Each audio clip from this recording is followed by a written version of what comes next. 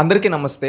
మనం లాస్ట్ ఒక 5 to 10 ఇయర్స్‌గా చూస్తూ ఉంటే ఆంధ్రప్రదేశ్ ఆఫ్టర్ బైఫర్కేషన్ ఆంధ్రప్రదేశ్ క్యాపిటల్‌కి సంబంధించి ఒక్కొక్క పొలిటికల్ పార్టీ ఒక్కొక్క విధంగా మాట్లాడుతూ ఉంది. దీంట్లో మనం చూసుకుంటే ఎవరు ఎలా మాటలు మార్చారు అనేది మనం ఒకసారి చూడాలి. ఎవరు స్టెబిలిటీగా ఉన్నారు, ఎవరు ఇన్‌స్టెబిలిటీగా ఉన్నారు చూసినట్లయితే ఆఫ్టర్ బైఫర్కేషన్ 2014 ఉమ్మడి రాజధానిగా హైదరాబాద్‌ని ఇచ్చారు. కానీ చంద్రబాబు నాయుడు గారు అప్పుడు ముఖ్యమంత్రిగా ఉన్నప్పుడు ఆయన అసెంబ్లీలో డిస్కషన్ పెట్టినప్పుడు క్యాపిటల్ ఎక్కడ పెట్టాలని అసెంబ్లీలో ఎందుకు డిస్కషన్ పెట్టారంటే ఆంధ్రప్రదేశ్ నలుమూలల నుంచి దాదాపుగా 175 మంది ఎమ్మెల్యేలు వచ్చారు. వాళ్ళందరూ ఒపీనియన్ మనం తీసుకోవాలి అని చెప్పి ఒక డిస్కషన్ పెడితే ఆ డిస్కషన్ జరిగే సందర్భంలో ఒక్కొక్కరు ఒక్కొక్క ఒపీనియన్ చెబుతూ అందరూ ఒక ఏకాభిప్రాయానికి రావడం జరిగింది. అదే ఏంటంటే విజయవాడ గుంటూరు మధ్యలో ఒక క్యాపిటల్ పెట్టండి అని చెప్పడం జరిగింది.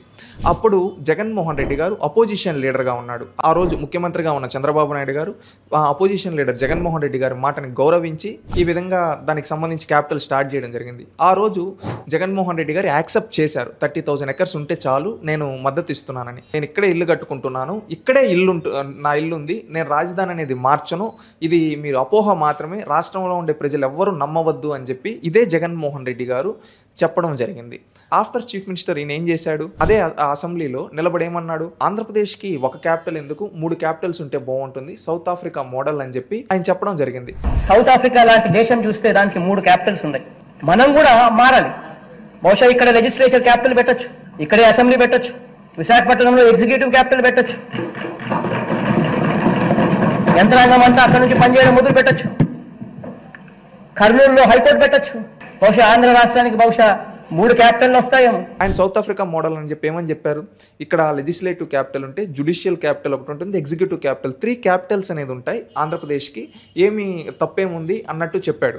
మళ్ళీ కొన్ని రోజులు అయిన తర్వాత ఐ థింక్ 2022-23 వచ్చే టైంకి ఏమన్నారు, 3 రాజధానులు నేను చెప్పలేను కానీ విశాఖ అయితే క్యాపిటల్గా ఉంటుంది, నేను ఇక్కడే ఉంటాను, సెప్టెంబర్ నుంచి నీ బిడ్డ కాపురం కూడా విశాఖపట్నంలోనే పెడతాడు అని చెప్పి సందర్భంగా తెలియజేస్తా ఉన్నాను. ఒక్కసారి గమనించమని అడుగుతా ఉన్నా. నా ప్రమాణ స్వీకారం కూడా మళ్ళీ గెలిచిన తర్వాత విశాఖే ఉంటుంది అన్నట్టుగా ఈ విధంగా ఒక మాటలు అనేది చెప్పాడు. ఆ తర్వాత ఎలక్షన్కి వెళ్ళడం జరిగింది. ప్రజలందరూ జగన్మోహన్ రెడ్డి గారిని, ఆయన 151 సీట్స్ ఉన్న జగన్మోహన్ రెడ్డి గారిని 11 సీట్స్లో కూర్చోబెట్టడం జరిగింది. అంటే జగన్మోహన్ రెడ్డి గారు రూలింగ్ పట్ల ప్రజలు ఏమాత్రం ఇంట్రెస్ట్ లేదు, ఈయన వద్దు అనుకున్నారు, అందువల్ల పక్కన పెట్టారు. రీసెంట్గా ఒక లాస్ట్ 2-3 డేస్ బ్యాక్ వాళ్ళ పార్టీకి సంబంధించిన ఇన్ఛార్జ్ ఎవరైతే ఉన్నారో కోఆర్డినేటర్ సజ్జల రామకృష్ణారెడ్డి గారు మాట్లాడుతూ జగన్కి ఇల్లు ఇక్కడే ఉంది, ఇక్కడే రాజధాని ఉంటుంది, రాజధాని ఏమి మార్చరు అన్నట్టు మళ్ళీ ఇప్పుడు మాట్లాడుతూ ఉన్నారు. 19 ఎలక్షన్స్కి ముందు జగన్మోహన్ రెడ్డి గారు ఇక్కడ ఇల్లు కట్టడం అంటేనే ఇక్కడ అమరావతినే దాంతోనే వచ్చారు. ఒక లీడర్కి అనే వ్యక్తికి స్టెబిలిటీ అనేది ఉండాలి. అది పొలిటికల్ స్టెబిలిటీ కావచ్చు, మైండ్ స్టెబిలిటీ కావచ్చు ఉండాలి. కానీ స్టెబిలిటీ లేకుండా ఇన్నిసార్లు ఈ పొలిటికల్ పార్టీ మాటలు మారుస్తున్నారంటే దీనివల్ల లాస్ అయ్యేది ఎవరు? ప్రజలు కాదా, యూత్ కాదా?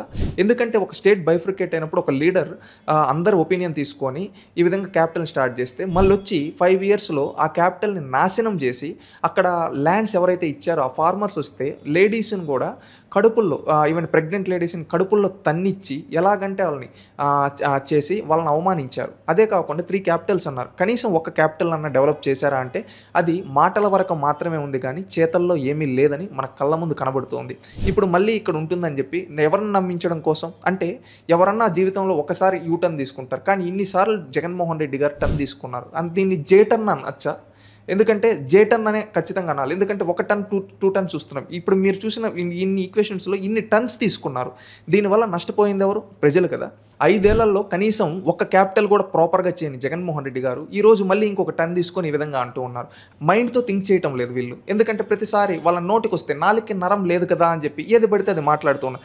ఇన్ని టన్స్ తీసుకున్న వాళ్ళు అసలు పొలిటికల్ పార్టీగా వీళ్ళు పాలిటిక్స్లో ఉండడానికి అర్హత లేదు. ఇది ప్రజలు ప్రజాస్వామ్యబద్ధంగా వీళ్ళకి ఓటుతో బుద్ధి చెప్పాలనుకున్నారు. ప్రతి ఒక్కరు థింక్ చేయాలి. మరి ఒక్కసారి మోసపోకూడదని చెప్తున్నారు. ఒక 1 వీక్ బ్యాక్ జగన్మోహన్ రెడ్డి గారు ఒక ప్రెస్ కాన్ఫరెన్స్లో చెప్తున్నారు. ఏమని చెప్తున్నారు, మీరు ఇప్పుడు టెండర్స్లో పార్టిసిపేట్ చేసి కంపెనీస్ ఇవి పెడితే ఇవి తీసుకుంటే రేపు మేము వచ్చిన తర్వాత లాక్కుంటామని బెదిరిస్తున్నారు. ఇది స్టేట్ యొక్క రెప్యుటేషన్ పైన దెబ్బపడుతుంది. ఇది ప్రతి ఒక్కరు ఆలోచించాలి. ఇలాంటి వ్యక్తి పాలిటిక్స్లో ఉండడానికి అర్హత లేదు. ఈరోజు వైసీపీ పార్టీ లీడర్స్కి అదేవిధంగా జగన్మోహన్ రెడ్డి గారికి ఓపెన్ ఛాలెంజ్ ఏంటో తెలుసా? దమ్ముంటే జగన్మోహన్ రెడ్డి గారు ప్రమాణం చేయమనండి, నేను ఇక్కడే క్యాపిటల్ని పెడతాను, ఇంకా మార్చను, మాట మార్చను అని చెప్పండి. చెప్పలేడు. ఇలాంటి వ్యక్తి పాలిటిక్స్లో ఉండడానికి అర్హత లేదు. ఈవెన్ మెంబర్ ఆఫ్ లెజిస్లేటివ్ అసెంబ్లీగా కూడా ఉండడానికి అర్హత లేదని నేను భావిస్తున్నాను. మీరు కూడా ఇది ప్రతి ఒక్కరు తెలుసుకొని ప్రతి ఒక్కరిని ఎడ్యుకేట్ చేద్దాం. ఇలాంటి వాళ్ళు పాలిటిక్స్లో ఉండడానికి అర్హత లేదు. ఇలాంటి వాళ్ళని మనం పాలిటిక్స్ నుంచి ఎలిమినేట్ చేస్తేనే పాలిటిక్స్ బాగుంటాయి, స్టేట్ బాగుంటుందని చెప్పి నేను భావిస్తున్నాను.